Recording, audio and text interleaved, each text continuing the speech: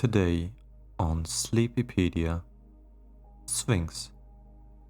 A sphinx is a mythical creature with the head of a human, the body of a lion, and the wings of a falcon. In Greek tradition, the sphinx has the head of a woman, the haunches of a lion, and the wings of a bird. She is mysticized as treacherous and merciless, and will kill and eat those who cannot answer her riddle. This deadly version of a sphinx appears in the myth and drama of Oedipus. Unlike the Greek sphinx, which was a woman, the Egyptian sphinx is typically shown as a man. In addition, the Egyptian sphinx was viewed as benevolent but having a ferocious strength similar to the malevolent Greek version. Both were thought of as guardians and often flanked the entrances of temples. In European decorative art, the Sphinx enjoyed a major revival during the Renaissance.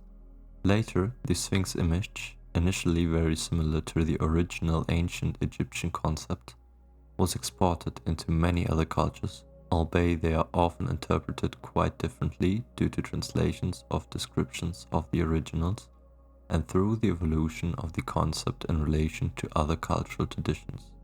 Sphinx depictions are generally associated with architectural structures such as royal tombs or religious temples.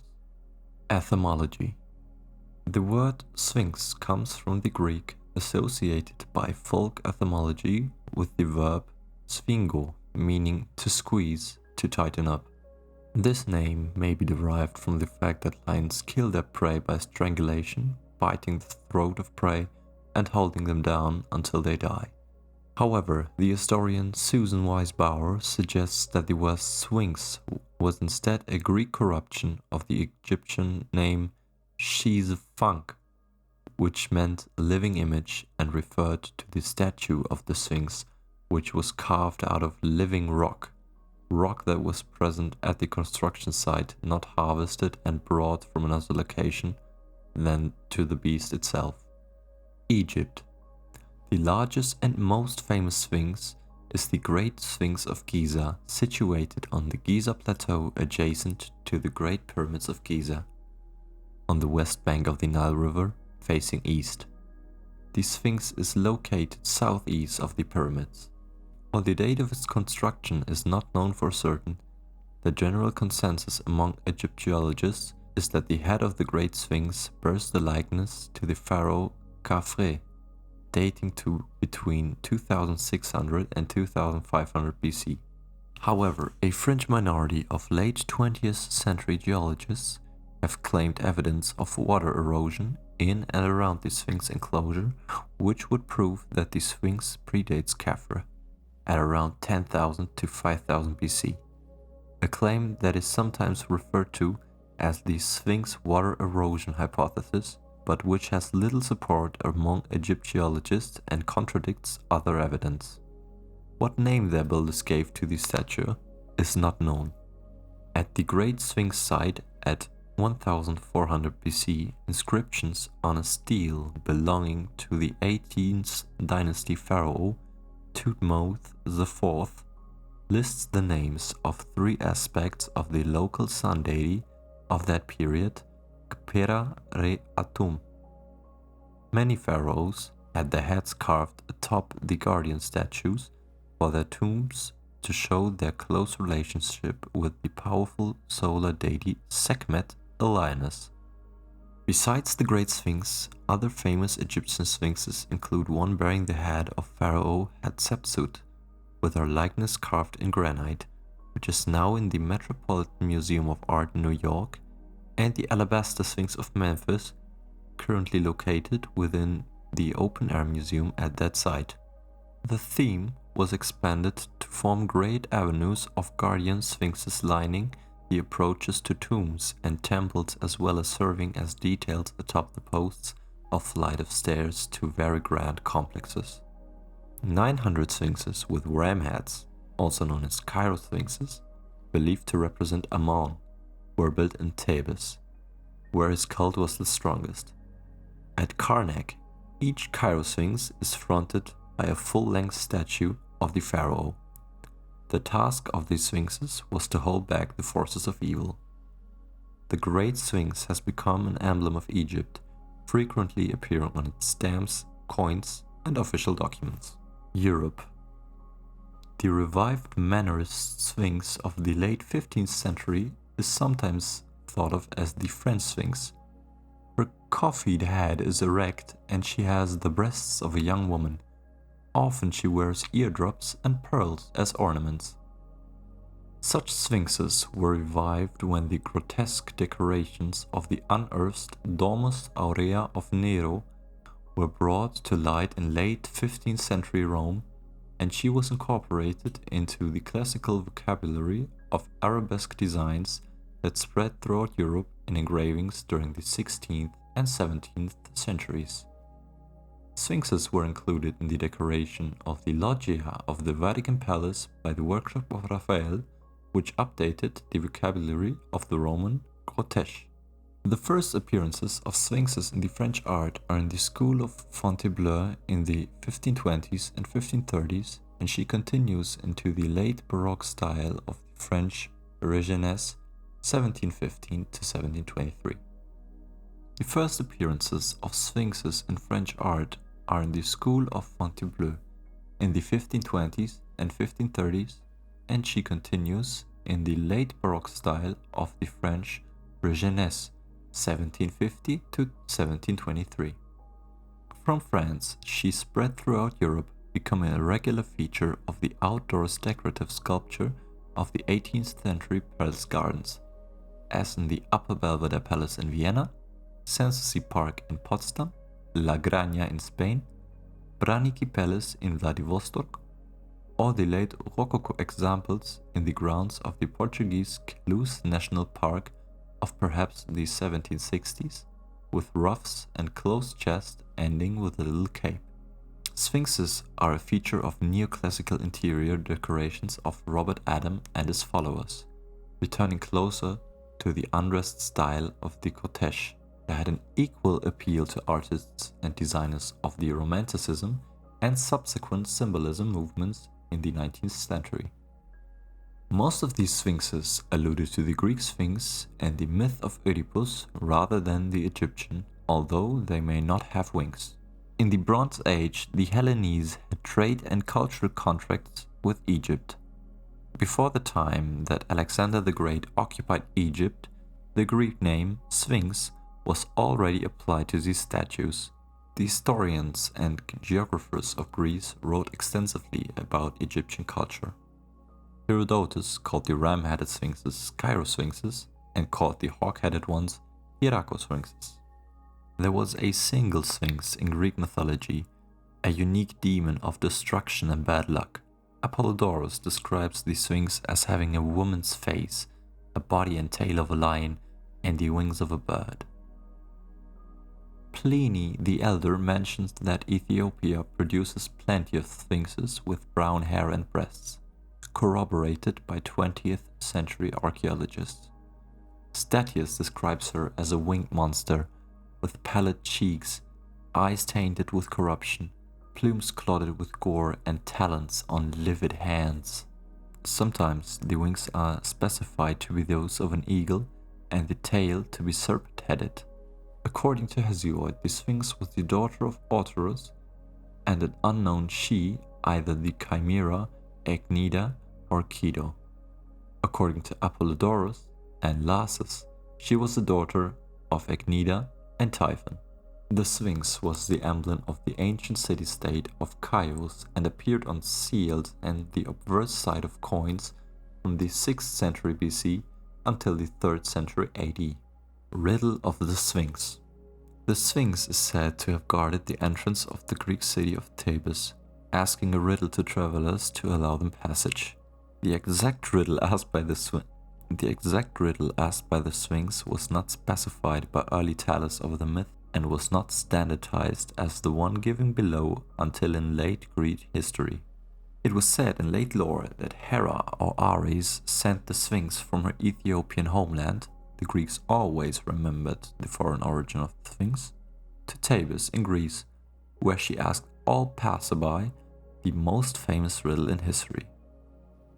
Which creature has one voice and yet becomes four-footed and two-footed and three-footed? She strangled and devoured anyone that could not answer. Oedipus solved the riddle by answering, man who crawls on all its fours like a baby, then walks on his 2 feet like an adult, and then uses a walking stick in old age. By some accounts, but much more rarely, there was a second riddle. There are 2 sisters. One gives birth to the other, and she, in turn, gives birth to the first. Who are the 2 sisters? The answer is day and night. The second riddle is also found in a Gascon version of the myth, and it could be very ancient. Best that at last, the Sphinx then threw herself from her high rock and died, or in some other versions, Oedipus killed her. An alternative version tells that she devoured herself. In both cases, Oedipus can therefore be recognized as a liminal or threshold figure, help him effect the transition between the old religious practices, represented by the death of the Sphinx, and the rise of the new Olympian gods. The riddle in popular culture. In Jean Cocteau's retelling of the Oedipus legend, The Infernal Machine, the Sphinx tells Oedipus the answer to the riddle in order to kill herself, so that she did not have to kill anymore, and also make him love her. He leaves without ever thanking her for giving him the answer to the riddle. The scene ends when the Sphinx and Anubis ascend back to the heavens. There are mythic, anthropological, psychoanalytic, and parodic interpretations of the riddle of the Sphinx and of Oedipus's answer to it. Sigmund Freud describes the questions of where the babies come from as a riddle of the Sphinx.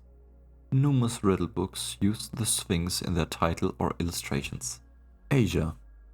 A composite mythological being with the body of a lion and the head of a human being is present in the traditions, mythology, and art of South and Southeast Asia. It's possible to pronounce.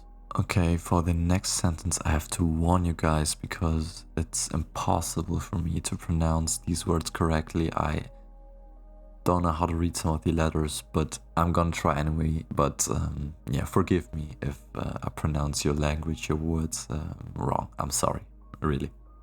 Variously known as Purusamgar, Sanskrit for man-beast, Purushamirugam, Tamil for man-beast, Nara Virala, Sanskrit for man-cat in India, or as Narashima, Sanskrit man-lion in Sri Lanka, Manushiha or Manutihiha, Pali for man-lion in Myanmar, and Nora Singh from Pali man-lion, a variation of the Sanskrit Narasimha, or Thep Nora Singh, man-lion deity, or Nora Nair in Thailand. Although, just like the Narashima, he has the head of a lion and the body of a human. In contrast to the sphinxes in Egypt, Mesopotamia, and Greece, of which the traditions largely have been lost due to discontinuity of the civilization, the traditions related to the Asian sphinxes are very much alive today. The earliest artistic depictions of the sphinxes from the South Asian subcontinent are to some extent influenced by Hellenistic art and writings. These hail from the period of Buddhist art and underwent a phase of Hellenistic influence. Numerous sphinxes can be seen on the gate of Barahut Stupa, dating to the 1st century BC. In South India, the sphinx is known as Purusamgar, Sanskrit, or Purushamirugam, Tamil, meaning human beast. It is found depicted in sculptural art in temples and palaces where it serves an apotropaic purpose, just as the sphinxes in other parts of the ancient world. It is said by the tradition to take away the sins of the devotees when they enter a temple to ward off evil in general. It is therefore often found in a strategic position on the Gopuram or temple gateway or near the entrance of the Sanctum Sanctorum. The Puru Samrga plays a significant role in daily as well as yearly ritual of South Indian Shaiva temples. In the Shodhasha Upkara, or 16 hours ritual, performed between 1 and 6 times at significant sacred moments through the day, it decorates one of the lamps of the Diparadhana or lamp ceremony.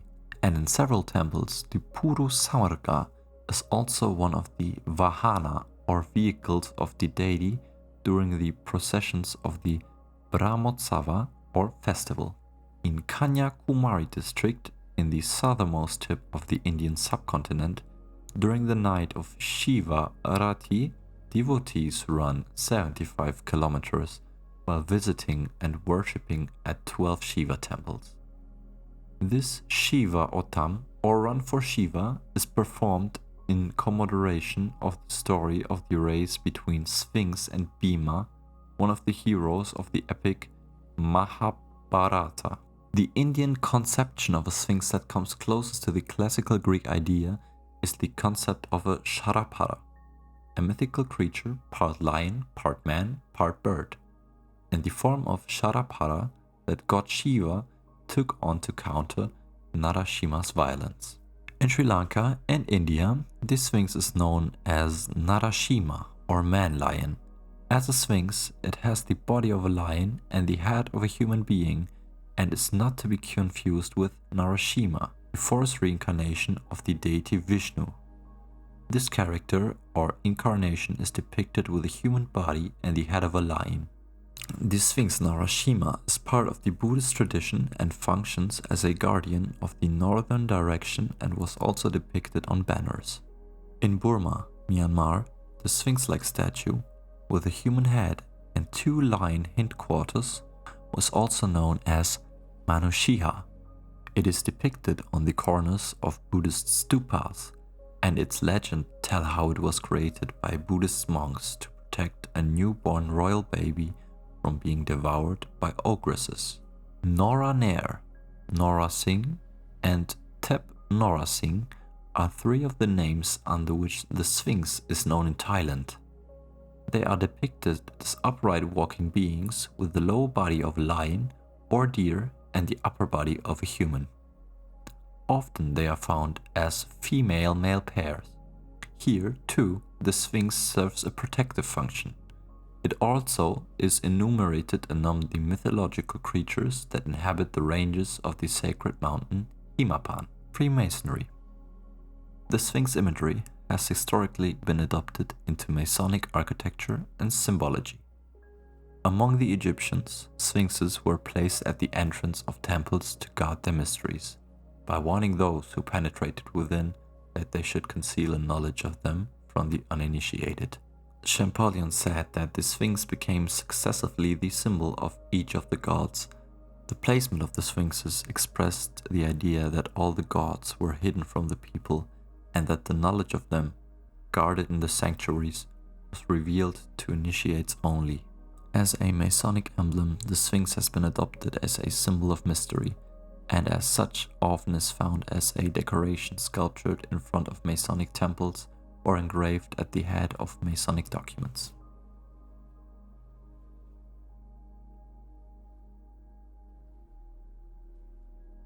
Well, thank you very much for listening. It's the first Wikipedia article which I read for you guys to sleep into. I hope you had a fantastic time, and if you have any topic that interests you, just write it down in the comments, and yeah, then I will read your favorite Wikipedia article out for you so that you can listen to it while going to sleep. Yeah, goodbye guys.